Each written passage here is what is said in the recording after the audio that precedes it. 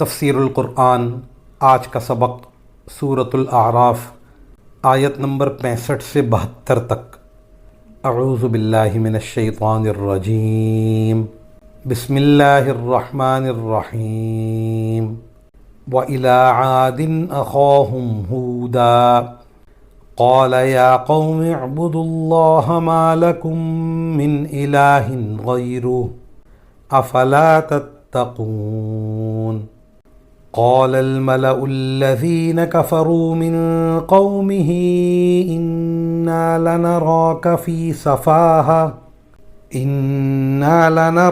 في سفاهة وإنا لنظنك من الكاذبين قال يا قوم ليس بي سفاهة ولكني رسول من رب العالمين أبلغكم رسالات ربي وأنا لكم ناصح أمين أوعجبتم أن جاءكم ذكر من ربكم على رجل منكم لينذركم واذكروا إذ جعلكم خلفاء من بعد قوم نوح وزادكم في الخلق بسطة فاذكروا آلاء الله لعلكم تفلحون قالوا أجئتنا لنعبد الله وحده ونذر ما كان يعبد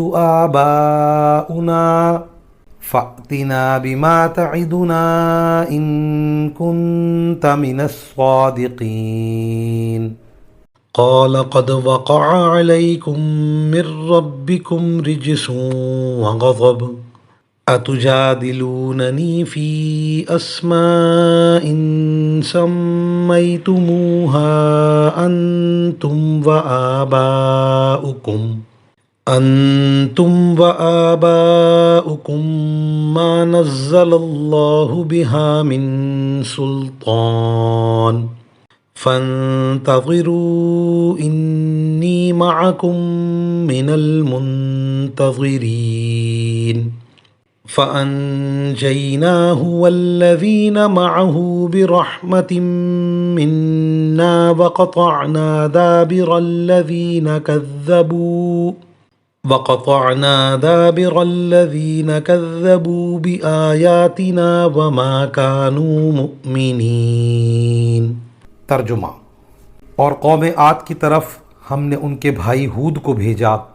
انہوں نے کہا، اے میری قوم، اللہ کی عبادت کرو، اس کے سوا تمہارا کوئی معبود نہیں۔ کیا پھر بھی تم اللہ سے نہیں ڈرو گے؟ ان کی قوم کے سردار جنہوں نے کفر اپنا رکھا تھا کہنے لگے، ہم تو یقینی طور پر دیکھ رہے ہیں کہ تم بے وقوفی میں مبتلا ہو، اور بے شک ہمارا گمان یہ ہے کہ تم ایک جھوٹے آدمی ہو۔ ہود نے کہا، اے میری قوم، مجھے کوئی بے وقوفی لاحق نہیں ہوئی، بلکہ میں رب العالمین کی طرف سے بھیجا ہوا پیغمبر ہوں۔ میں اپنے پروردگار کے پیغامات تم تک پہنچاتا ہوں، اور میں تمہارا ایسا خیر خواہ ہوں جس پر تم اطمینان کر سکتے ہو۔ بھلا کیا تمہیں اس بات پر تعجب ہے کہ تمہارے رب کی نصیحت ایک ایسے آدمی کے ذریعے تم تک پہنچی ہے جو خود تمہیں میں سے ہے، تاکہ وہ تمہیں خبردار کرے؟ اور وہ وقت یاد کرو جب اس نے نوح علیہ السلام کی قوم کے بعد تمہیں جانشین بنایا، اور جسم کی ڈیل ڈول میں تمہیں دوسروں سے بڑھا چڑھا کر رکھا۔ لہٰذا اللہ کی نعمتوں پر دھیان دو تاکہ تمہیں فلاح نصیب ہو۔